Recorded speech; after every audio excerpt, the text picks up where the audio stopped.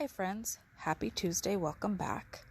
And let's go ahead and jump right into our reading of chapter 4, and we'll go ahead and read chapter 5 today as well, of Edison, the Mystery of the Missing Mouse Treasure. Our author and illustrator's name is Torben Kuhlmann.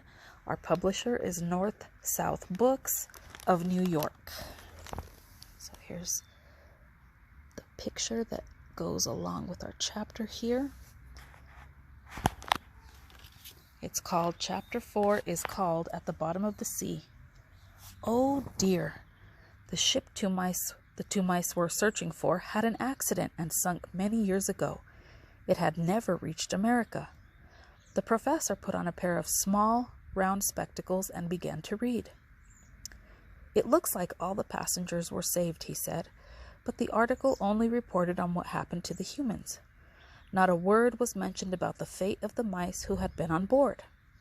No other trace of Pete's ancestor could be found, no matter how closely they looked through the magnifying glass.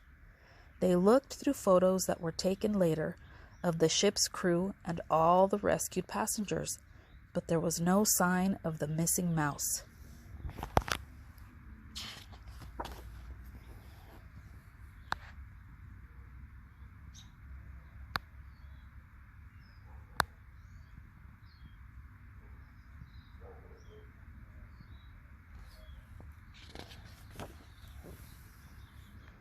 Chapter 5, The Treasure Map.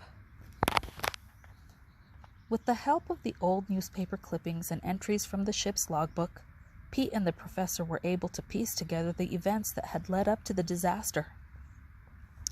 They marked the location of each one on a large map of the ocean. Where the line of the ship's progress ended, Pete drew a large X. This was the last known position of the liner. And so that must be where the mysterious treasure would be, at the bottom of the sea. Interesting, murmured the professor. What we have now really is a treasure map, and an X marks the spot. The two mice studied the results of their investigation. That means the treasure will be lost forever, said Pete with a sigh. Whatever my ancestor had with him will stay at the bottom of the sea for the rest of time. No mouse could ever get to it. Never. He hung his head sadly. The professor looked into the distance and muttered meaningfully. Once upon a time, there were similar things said about a mouse getting to the moon.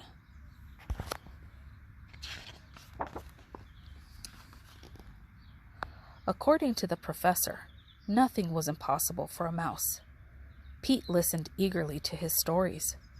The professor told him how once a mouse had learned to fly and had crossed the Atlantic in a wobbly plane. Many years later, the very first earthling to reach the moon had been a mouse.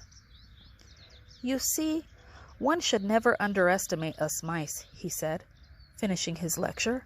A mouse can also get to the bottom of the sea.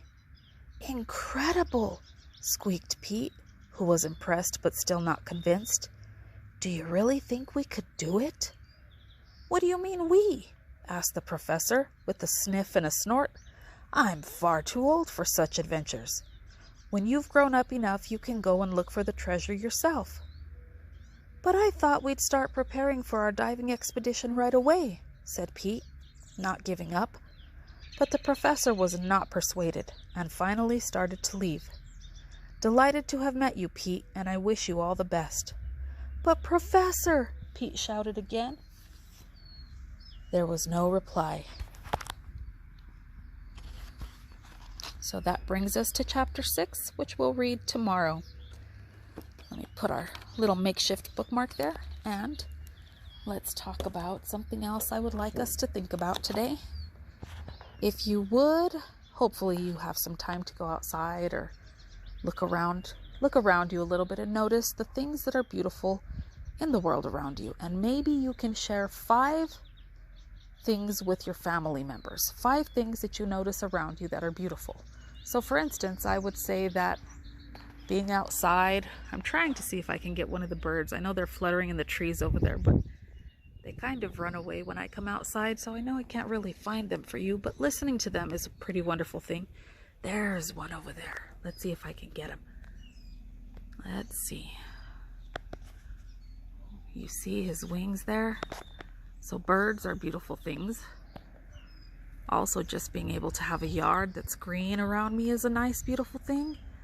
So if you would take some time out of your day, boys and girls and families, to notice things that are beautiful around you and share 5 of those things with your family. Thanks, guys. Have a wonderful evening, and we'll see you tomorrow.